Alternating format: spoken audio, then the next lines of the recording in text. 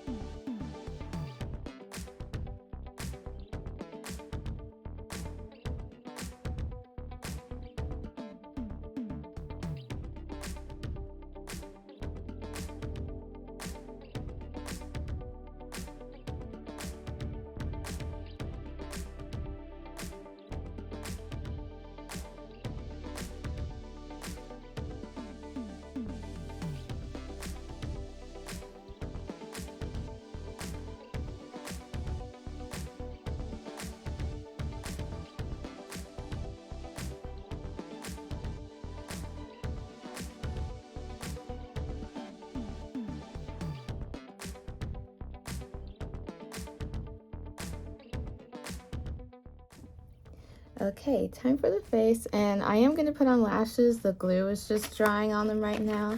But for today's foundation, I'm going to be using this Beauty Counter foundation in the shade Dark 560.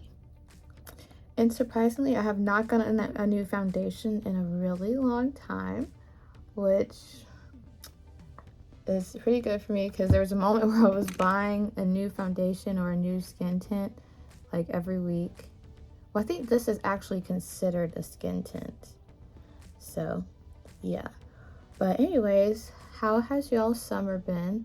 Thankfully, all of like the really busy stuff in my summer is basically over. And I have one summer class before I'm completely done with college. And then I'll go back for higher education, go to university for a master's and whatnot. But yeah, I'm really excited about that. And it's my last class, so I have to finish strong. And yeah, I'm so happy. And I was recently in a wedding as a bridesmaid. My best friend got married this past weekend, and it was very hot outside, but my makeup was mattified the whole day. I didn't sweat through, not even natural oils came through. So if you guys are interested in seeing that makeup look and what products I use, which I think you'll be surprised to pull that makeup look off, just let me know and I'll be happy to walk you through my base routine. If you guys have any outdoor events coming up at the end of the summer, or maybe where you live it's going to be hot for a while, let me know if you want to see that and I'll be happy to show you how I did it. Okay, I just put my lashes on. These are some new lashes that actually the the bride of the wedding bought for me. Not to wear for the wedding, but just like in the gift. And it's these ones. I don't know where she got them. Maybe, I don't know. I really don't know, to be honest. They just came to me like this. So if you're interested, Google that. And this is what they look like. Really pretty and wispy and natural. And there's always a time and a place for a natural looking lash, especially with a simple makeup look like this. Okay, so I recently made a few new powder purchases. The chalk powder I showed in my last video, but you guys are familiar with this brand because I usually use this one. You can tell I've used it a bunch. It's not empty or anything. It kind of almost is, but this one's just a little bit too dark for me, and this one's kind of light for me. But today, I think I'm going to try to use both of them to just kind of brighten the inner part of my face and to set the rest of my face. So let's try. The first shade I'm using is shade 40, and I'm going to put that on the lower half of my face. One thing about this powder, two things about this powder. One, it's very messy. That could be a me issue. It could be, you know, I'm just really messy when it comes to applying powder. I always put a towel down whenever I'm about to do my makeup because I just make a really, really big mess every time I do my makeup. And two, this powder is probably the most smoothing powder I have ever used. But if you don't properly blend or put on your products underneath of it on correctly, it can be a little bit patchy whenever you apply it. Like I just made a little patch right here by accident, but it's not enough for me to want to wipe off all of my foundation, which again could be like a me issue. You might not even encounter that issue, but it might just be because I'm not that good at applying this one, because I usually use a powder puff, but the instructions for this powder call for a brush, so that could be also it. But it is very, very smoothing on the skin. And as you can see, this is shade 40. It is way too dark for me. It matches, well, in this lighting, it matches my neck, but doesn't match my chest, which I have a cut on my chest. I don't know what that's from. But it's like, it's just too dark for me on the face. So that's why I bought the other shade. This is shade 35, which is 5 shades lighter. And it's kind of a little bit of a better color than the other one. The other one's just a little bit too dark for me. And again, I usually use a powder puff for this. So if you're looking at my application, like, what is she doing? I am too, because this is the first time I've actually used these two powders together. So it's okay. And I'm just going to, well, I'm going to church, not just going to church, but I'm going to church and nobody's going to judge me. They don't really care if I go in there with a caked up makeup face. So it looks really smooth on the skin, like everywhere. I just don't know why I have these two black areas right here. Like, it's like throwing me off. It looks like I got punched in the face right here. Which, if I had 2 bruises there naturally, I wouldn't be surprised, because I don't know, I guess I beat myself up in my sleep.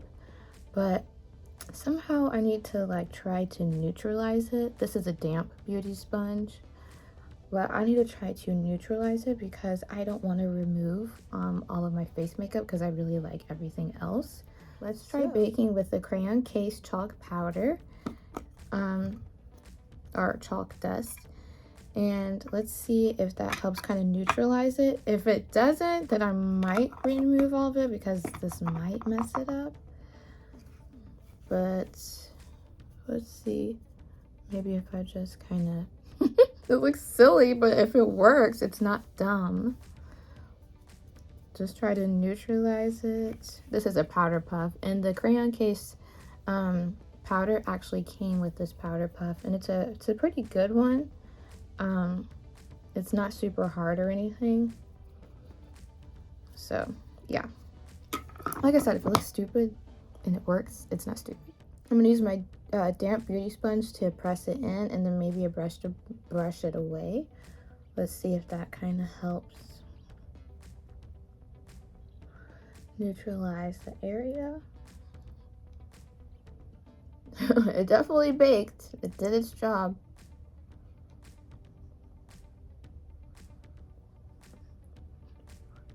Going with a brush.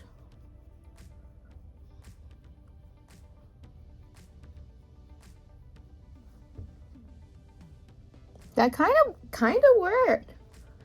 I feel like I need to bake around the mouth now because I feel like I have such a break right there, but oh well.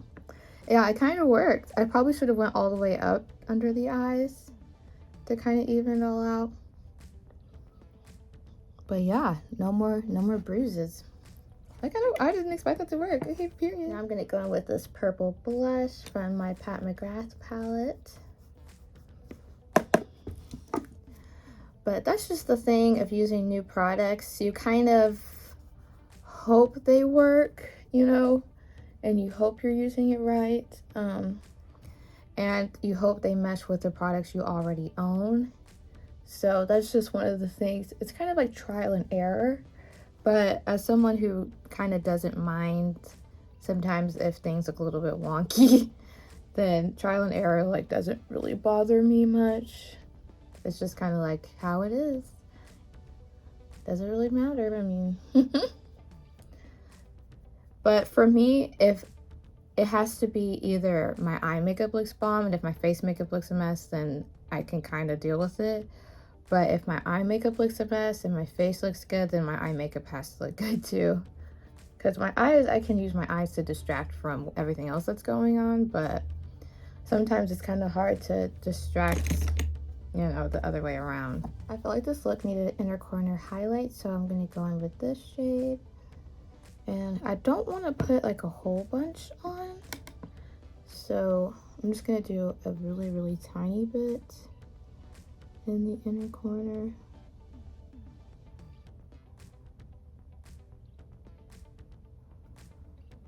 So I feel like if I put too much, it'll ruin the eye look.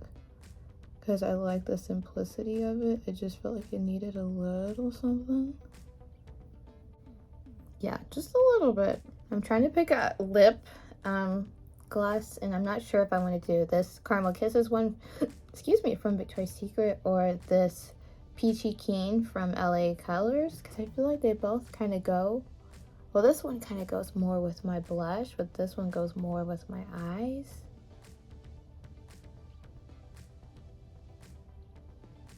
I don't know. Because as soon as I'm like leaning towards one, something about the other one pops up. I'm just going to shuffle it in my hands and pick the one that ends up in my right hand.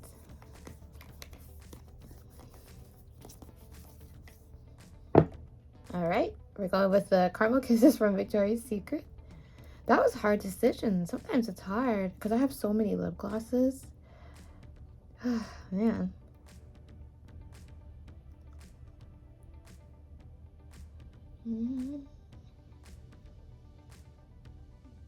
I love the way this one smells.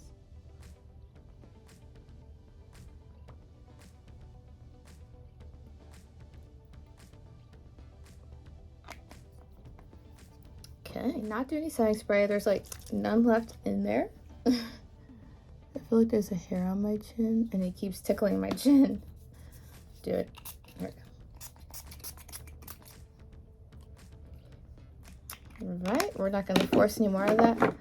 Oh, I forgot to tell you guys, I found this at that store I always go to, Ben's. It's Chanel mascara, and I actually have like the little like tester one of this, and let me go. So this is the little tester, and this is the actual one. And when I got this, it looked like it was kind of dried out. And look, if I can't use it, it's okay. I'm just gonna keep it in my collection just because. But this is what it looks like. This is kind of like metal, and it's really nice packaging. But when I open this up, it looks so dry, doesn't it? I mean, look at this compared to the one that I always use. Like, just ignore the wand, but one of them looks really hydrated and the other one looks really dry. So that's why I got my tester, because I'm curious to see if that's just what the formula looks like, because I've used this tester a few times.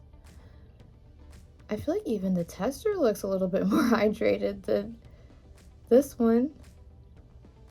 So yeah, I think this one might be a little bit expired and this one isn't.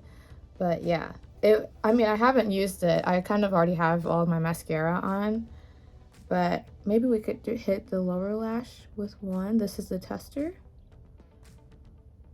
Might be hard to tell the difference just because I already have mascara on my lower lash line. And then this is the life size one. See, I just feel like nothing's happening.